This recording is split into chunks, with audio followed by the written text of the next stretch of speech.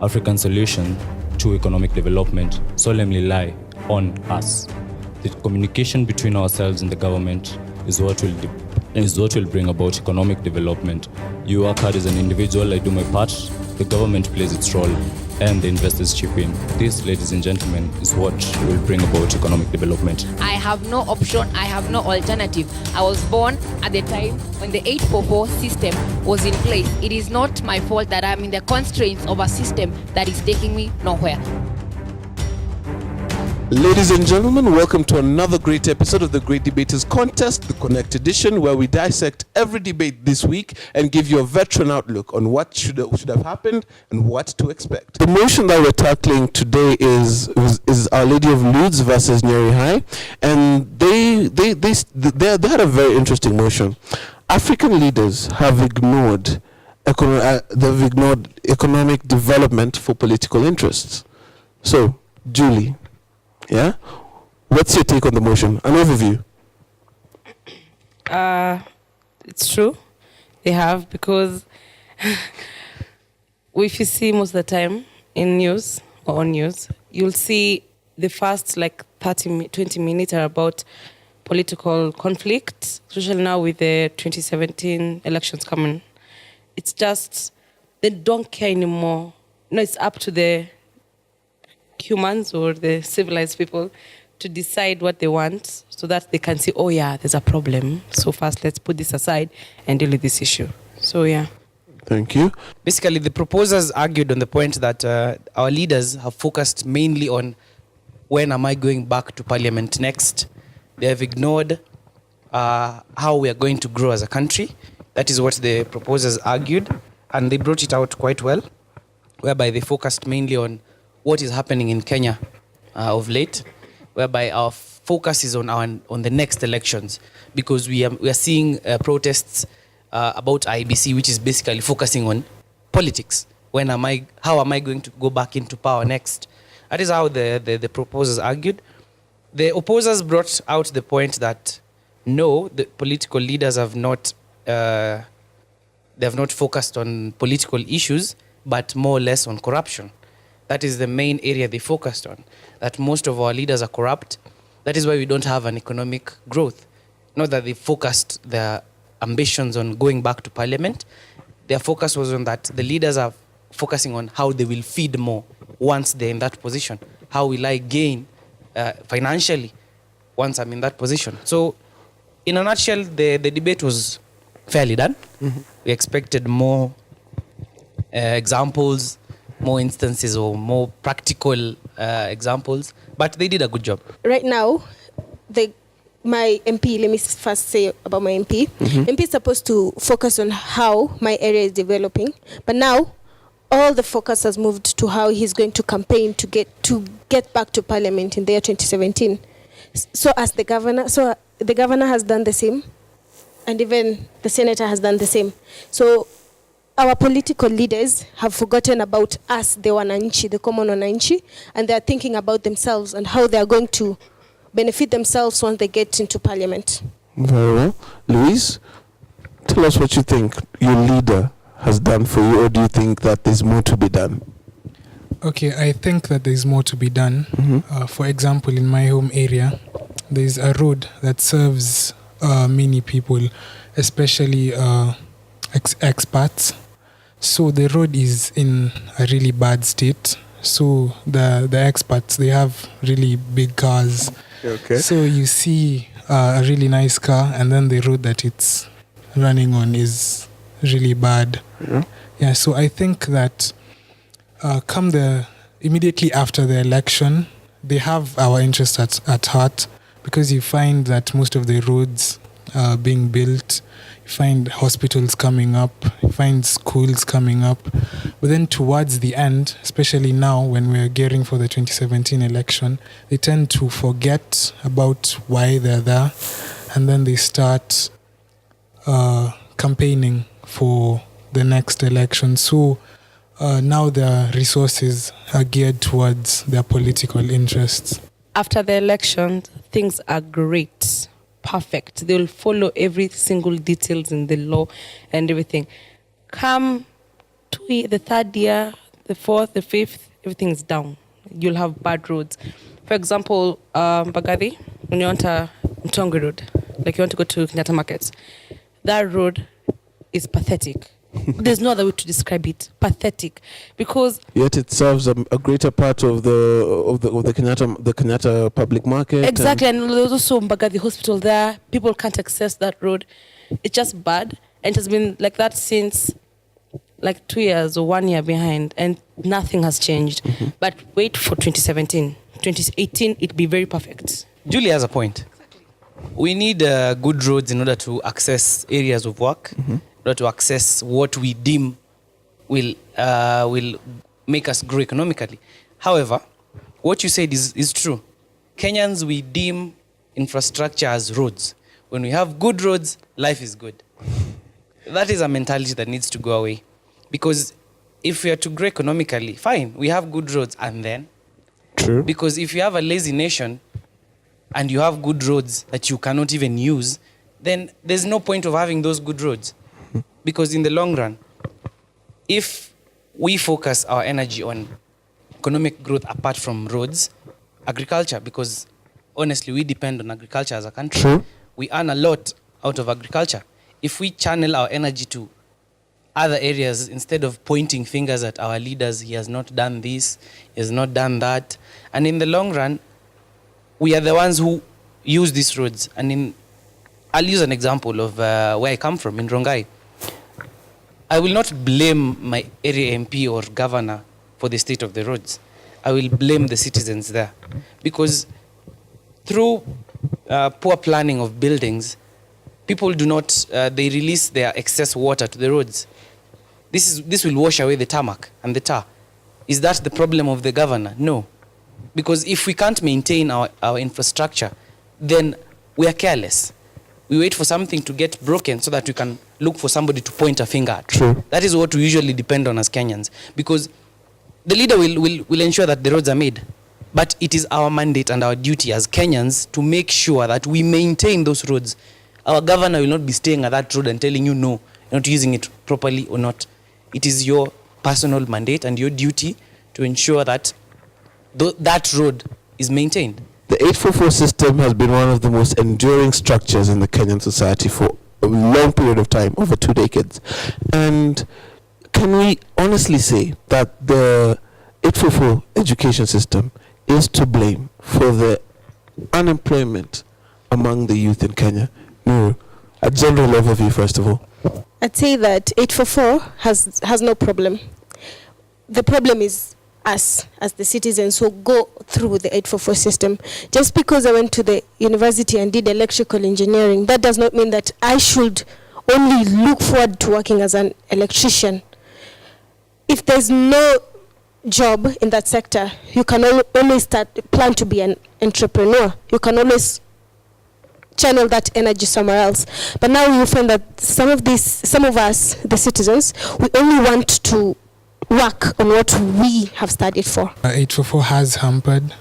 Okay, an example of myself. I'm taking electrical engineering, and I got out of high school when I was 17 years old.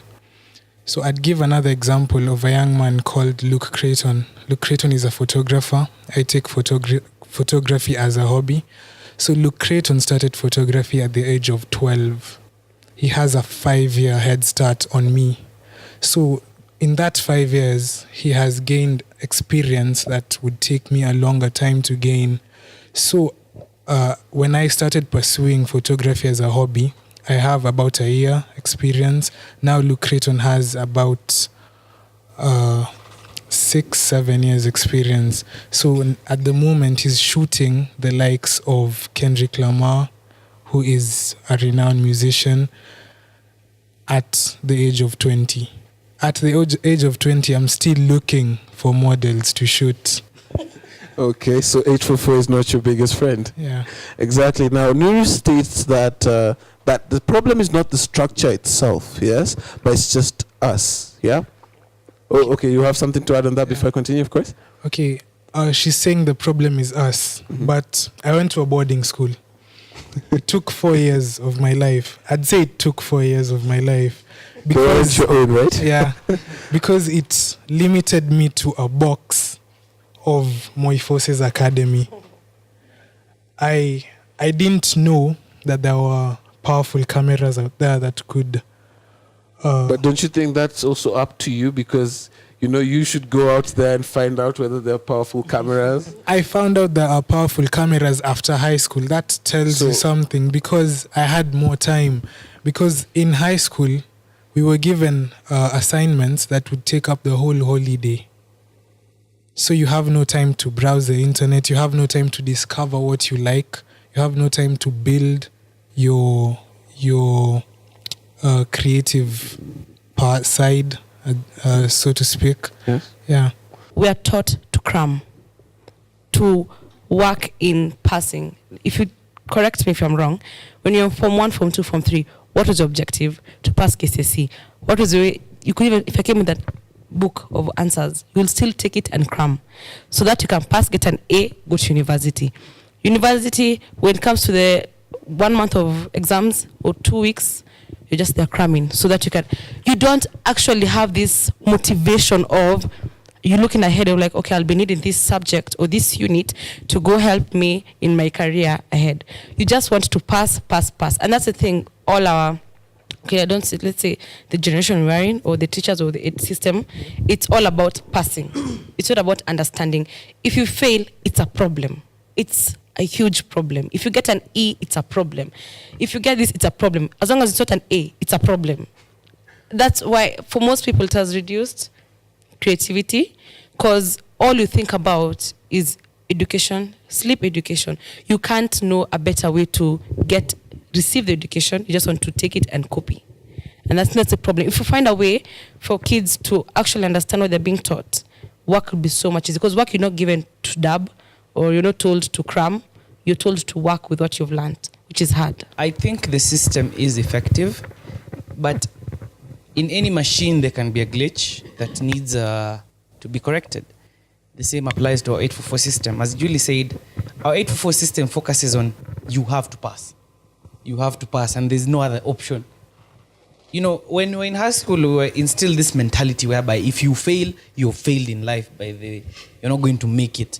If you don't get an A, you've failed in life. And that is a mentality that needs to go. Fine, we need to work hard. Let us not bring up this culture where we believe in, if I get an E, I'm still going to make it in life, because it's not everybody who gets an E or a D. Because in this society that we live in, papers talk. Our system needs to be checked in the point that let us not focus on grades defining your future.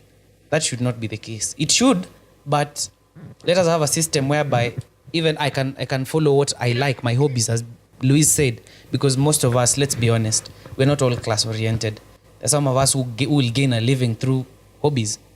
Yeah.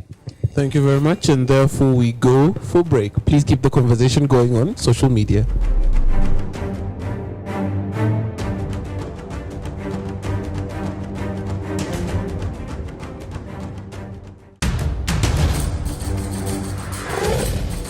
Natural phenomena is much more powerful than anything human being can ever do.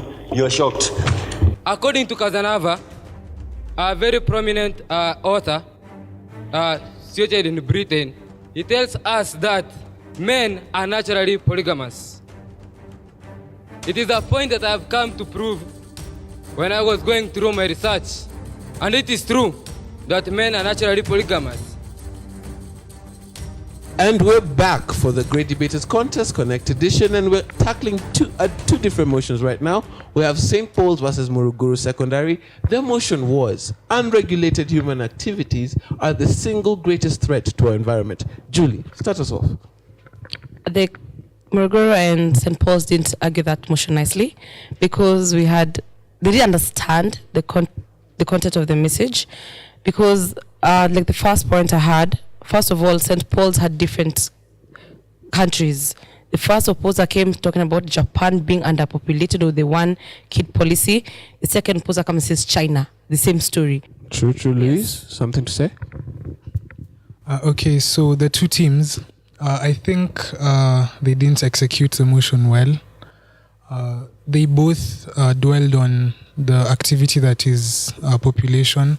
Yes, it is a human activity, but there are more human activities. For example, deforestation. We have encroachment into gazetted wildlife areas. So I think they should have broadened their minds to other areas apart from population. Environmental issues are very hard to discuss because some of we can say that we stop practicing some things which might end up ruining the economy of a country. Like if we close down industries, that will create some hitches on the economy. Yeah. And reduce the GDP of the will country. reduce the GDP. the GDP. Yeah, that's what happens when you love GDC so much.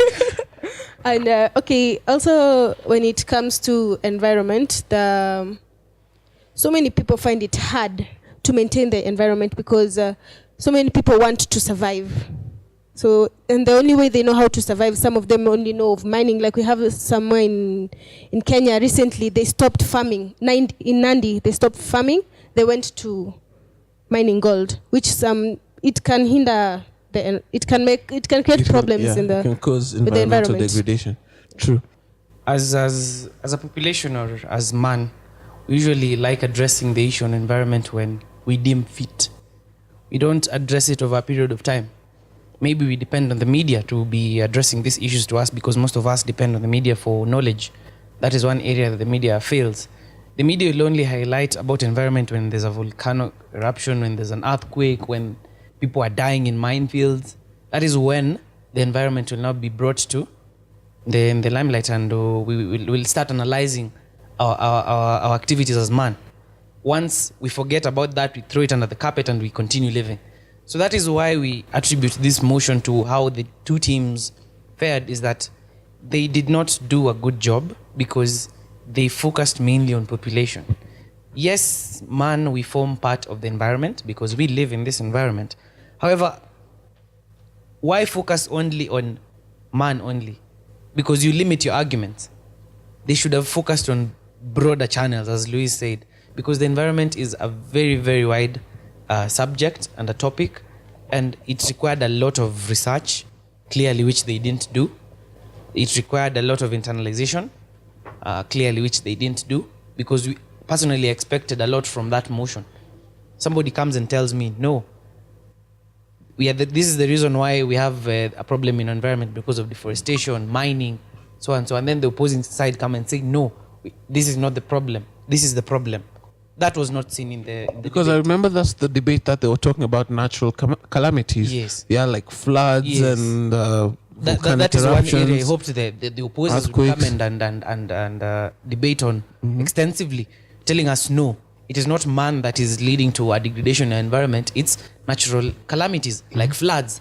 But what these floods come out of nowhere, then the proposers come and argue it out, but we did not see that. What are you doing to conserve the environment? Okay, at home, I made my mom buy 3 separate bins, one for biodegradable goods, one for non-biodegradable, and another for plastics. Yeah, so at home, that's what I'm doing. When I'm out in the streets, I make sure I dispose of my litter well. I don't litter aimlessly. Yes? You don't litter aimlessly, or you don't litter? I just don't litter at all because let's say we've gone for a road trip and I was eating something and there's no dustbin. I'll put it in my bag till you get somewhere where there's a dustbin and I'll dispose it there. And that's what people don't understand. If it starts with you first, the little things you do will actually bring a really big change. True. Rodney, what are you doing? You're not writing legal papers on paper? We can write and until kingdom come, but how many people are going to read? Okay. So, it will sound cliche what they've said, you throw a paper in the bin. I find that normal, in my opinion. Okay. You should be doing that. True. It's your obligation. Mm-hmm. So apart from that, I'll just be honest, there's nothing else I'm doing. Planting trees. You've never planted a tree? Nah, I won't even lie. Okay, Nurul? I'd say, as a Songa, there's nothing more I'm doing apart from just littering in the bin and cleaning my compound and everything, there's nothing much. Like I don't plant trees, I don't. Now let's tackle the next motion. Kahuhia girls. Yes? We have Kahuhia girls versus Njega boys. The motion is highly controversial. Polygamy can curb divorce cases. Okay, I watched the debate, and I think one of the speakers from Jaga Boys said he looked up to his grandfather because he had 3 wives. He looked up to his grandfather because he had 3 wives. Don't you? Okay, yeah. And what's your opinion on that? Okay, so I think, in my opinion, what he brought across is that having more than one woman defines how much man you are. But in my opinion, having one woman defines how much man you are. Okay, very deep, very deep. Julie, you're burning? I don't support the emotion because it's against Christianity also. Because man created man and woman, not man and women. There's a huge difference there. Rodney, the proposers of the opinion that, yes, main cause of divorce is infidelity. Yes? And how about, in their reasoning, why don't we flood the market with the goods to reduce demand? The reason why divorce was on the issue of polygamy was brought about is to try and highlight the issues of number of divorce cases on the rise. In our laws right now, according to the Marriage Act, polygamy is only allowed in customary marriage, not in a Christian marriage. That would be bigamy if you committed such a crime, which is punishable by a jail term not exceeding 7 years. So if you decide to go the customary way and then your man comes and tells you, meet wife number 2. So it is allowed, but still the consent of the woman has to be there. The first wife, let me call her the first wife, has to be there. But in my opinion now, personally, because we don't, in our Constitution, in our Marriage Act 2014, we do acknowledge that polygamy is allowed, but we look at polyandry, whereby a woman can have many so men. now you're reasoning from the Yes. the gender balance perspective. Why do we focus on why the man, even the woman maybe has her needs? Okay. She needs more men in her life. Polyandry is something that has not been accepted That is in very up for many countries. debate. It is something that has not been accepted in very many countries, though there are some which do accept polyandry. In Kenya, we do not accept such. But why should you have more than one? So That is my opinion. to curb divorce cases. Just be faithful. Yes. Exactly. Don't you think that polygamy will not have solved the divorce cases? Yeah. It wouldn't have solved the divorce cases because, one, you decided to marry more than one wife. You have, let me give a number like 4. There's trouble in paradise. All of them want to leave. So you could have avoided this problem from the start by sticking to one. And what if one wants to leave? What if one wants to leave? You can leave. It's allowed. You know. The issue So at is, the end of the day, the problem is, let me highlight it from the legal perspective view. The problem is in our justice system, giving a divorce is not that easy. Before a divorce is granted, you have to prove within reasonable doubt that your differences are irreconcilable. You cannot stay in the same house. You cannot stand each other. Otherwise, there's something we call a decree nisi in the law. You're given time to go and think about your marriage. Relatively 6 months, 3 months, between 3 to 6 months. If by then you'll not have solved your issues, then the court will grant you a divorce, unless you decide to separate and never talk to each other again.